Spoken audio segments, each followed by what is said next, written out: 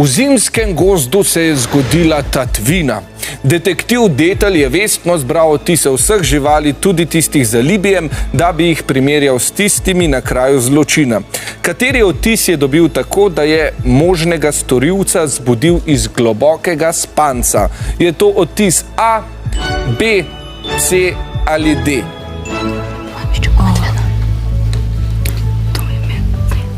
Kateri odtis torej pripada zaspancu? Menite, da odtis A? No, pa se odpravimo v gozd in poglejmo. Na slikah B in C se skrivata odtisa navadne lisice in volka. Za oba je značilna trikotna blazinica in 4 ovalni prstni odtisi.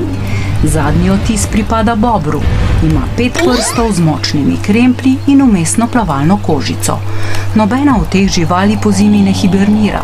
To počne le medved, katerega odtis se skriva na prvi sliki.